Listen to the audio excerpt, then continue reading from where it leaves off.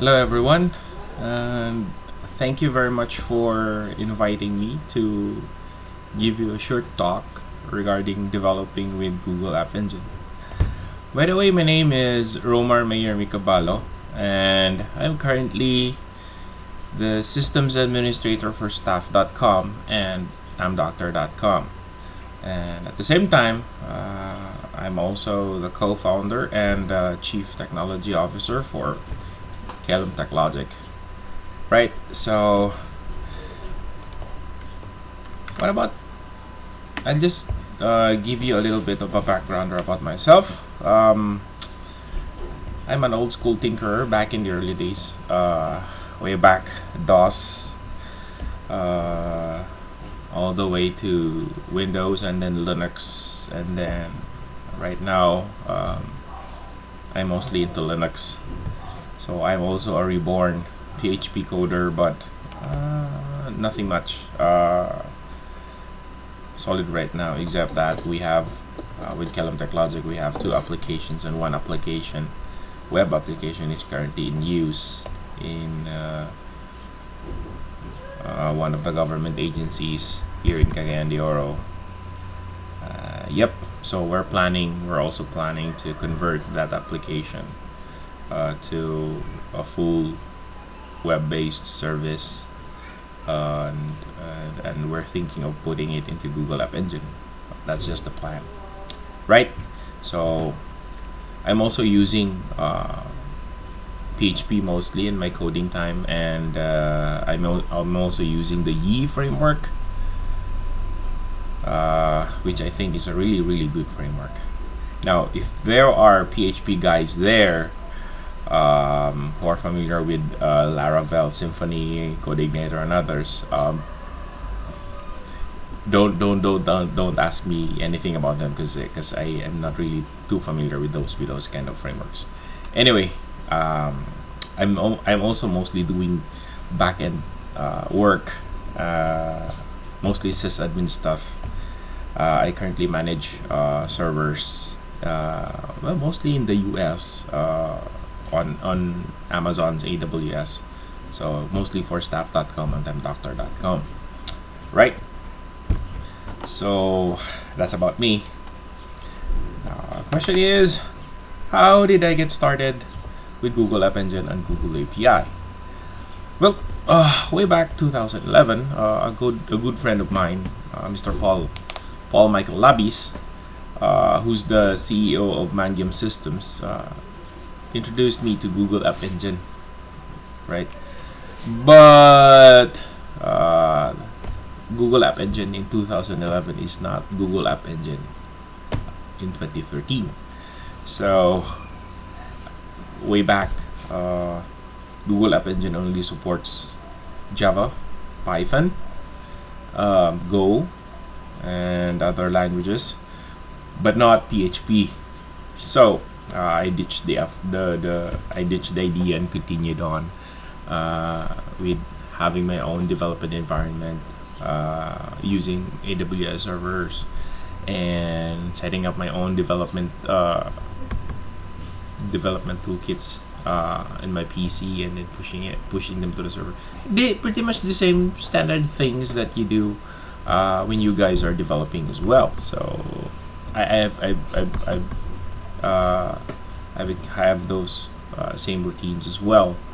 So you have your servers remotely, and then you have your development environment locally, and then you push your code to whatever version control that you use. I use Git, by the way. So some of you might be using Mercurial, some of you might still be using SVN, and God forbid somebody there is still using CVS, right? But yeah, I use Git most of the time. So the same with you guys. You push your code to your version control system, and then you do a pull from your production server. You do a push to your production server. So pretty much the same thing. The only time that I got renewed interest in Google App Engine was when Google announced that it will support PHP, right? So as soon as Google said that Google App Engine is supporting PHP, and I was like, whoa, this is going to be big.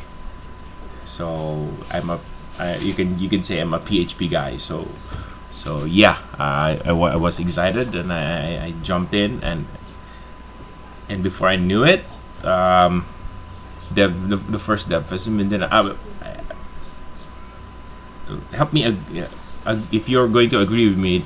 We had Cagayan de Oro had the first dev fest in Mindanao. So yeah, I was happy that Josan Domitita was able to invite me as well to join them and participate in the event. So it was really good. So yeah,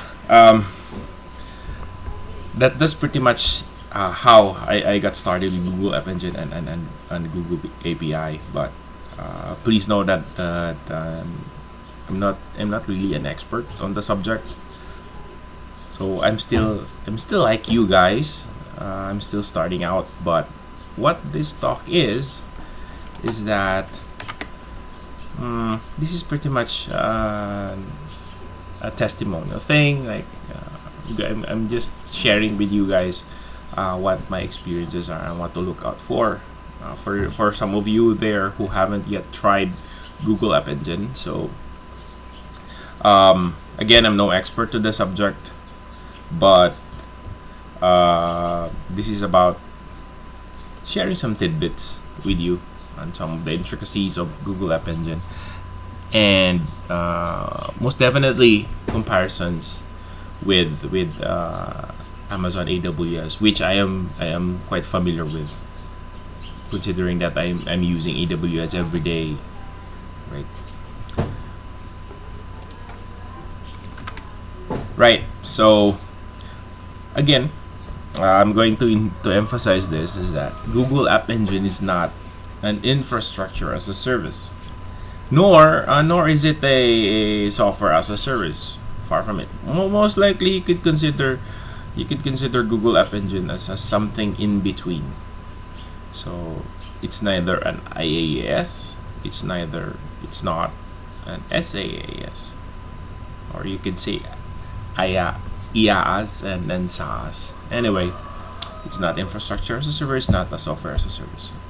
Most people consider it as a platform as a service. So when it was launched in 2008, Google App Engine was pretty much automatically became the poster child for platform as a service offerings on the internet. So are there other platform as a service offering out there? Well, there are now. Way back in 2008, I believe Google App Engine is pretty much the only kid on the block. But right now there's one from Red Hat. There's Heroku. What else? There are other tools out there that will allow you to do that. One example would be Vagrant. Is closer to what some of the features in App Engines is capable of. So right now, you might be asking this question yourselves: why should I develop with App Engine, or why am I developing for App Engine? Well, number one is that I'm a server guy, and I know the tedium and the headache and all the routinary stuff that you need to do just to manage your own infrastructure. I mean, I know my way around deploying virtual machines, deploying Amazon servers, and then making sure that we'll be able to scale up our applications, and then we can scale vertically, we can scale horizontally, whatever. So one thing you'll need to remember with Google App Engine is that there are no servers you're going to worry about. So forget about servers, just go ahead and code, right? So again, don't need to worry about scaling your application, because Google App Engine will do this for you. right? So you just concentrate, develop your app, optimize your code, right?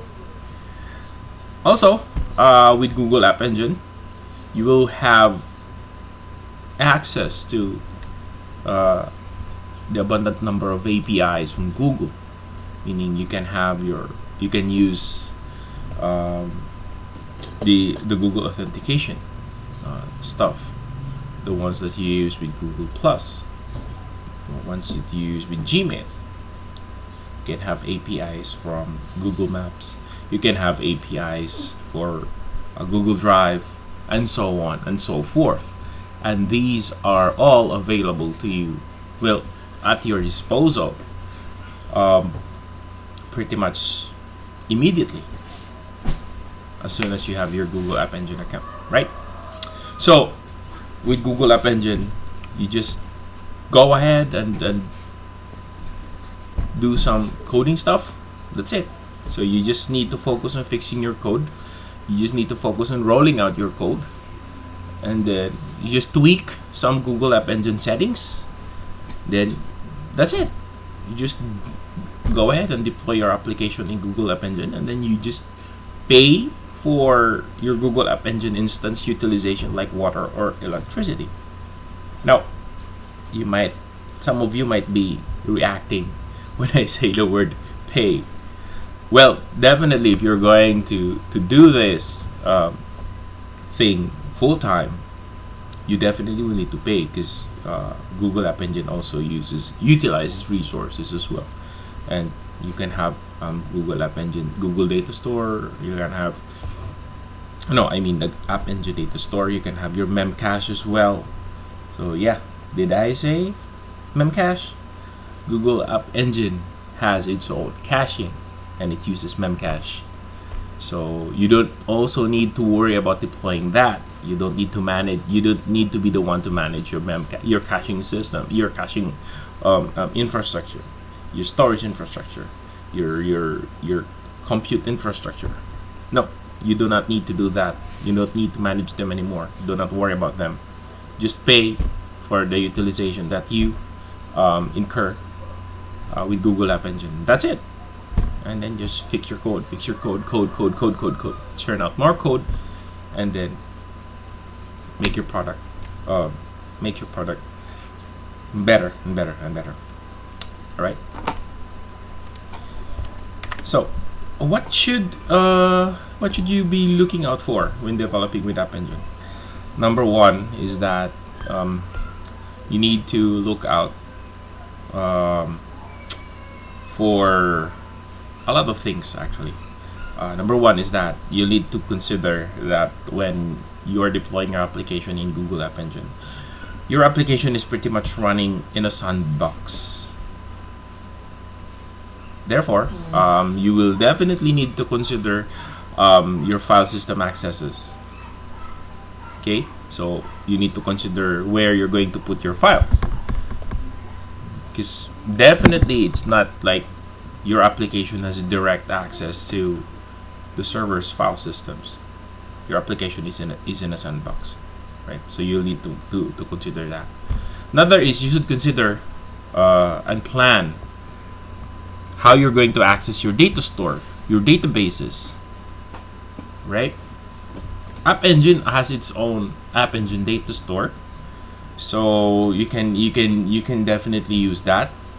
But unlike traditional web applications wherein you also set up your Apache, you set up your MySQL, and then you rig up your web application to use your MySQL database, right? But we don't do that here in Google App Engine. You will be using either the App Engine data store, or if you want to use your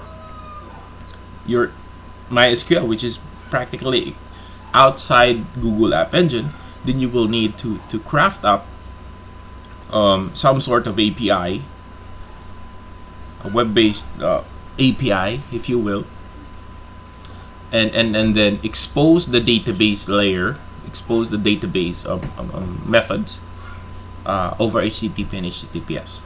What I like about my combination of tool I'm using Yi is that I can just readily do that. without much effort, since is already is restful, and has support for JSON as well, and it's an MVC, it's an MVC framework, so I can do that quite easily, right? So if you don't want to use the built-in App Engine data store, then you can just use you can just go ahead and craft up your own, and create an API and expose the database layer to HTTP and HTTPS, so that your App Engine application will be able to reach your database, right? So, by the way, don't despair. You can still Google actually has rolled out what it calls Cloud SQL. Now, Cloud SQL is one of the cool stuff, because Cloud SQL is basically compatible with MySQL 5.5. Meaning, if you're using MySQL 5.5 right now, and all of its intricacies like stored procedures and whatever, right? So you can use you can have that using Cloud SQL, and you don't need to rig up some sort of special API just to do that. So you can just go ahead and fire up an instance of Cloud SQL, and then you just link that up to your application, and you're good to go, right? So another thing that you need to watch out for: traffic. You need to watch out for traffic. Why? Because you will be paying for the resources that your application will consume in Google App Engine.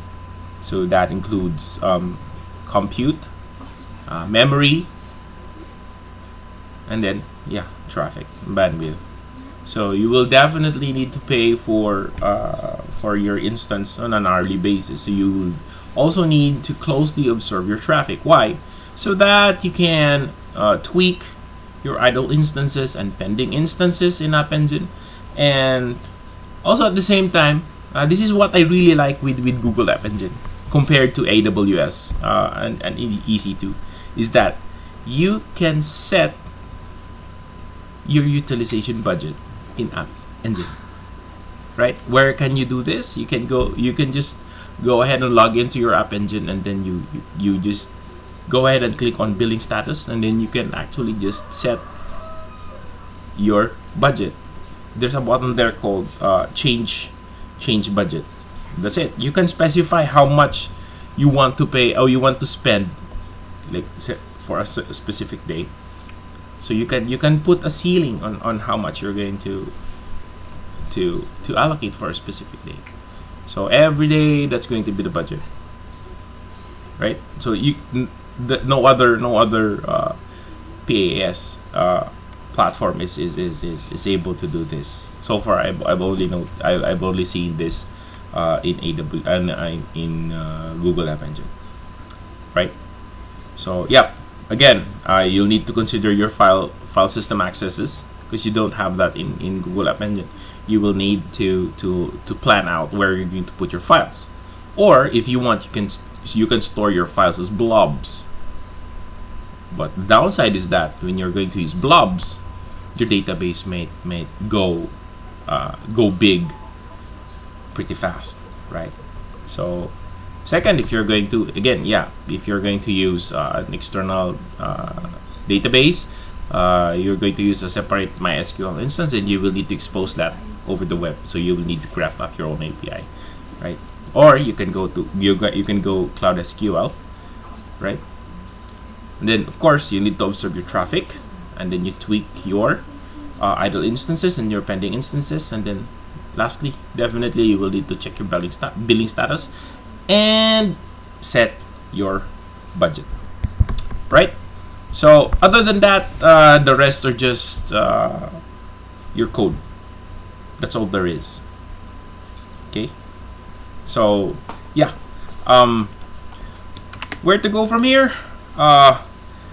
You can just go ahead and visit https developers.google.com/app-engine, and you will see a wealth of information about that App Engine there.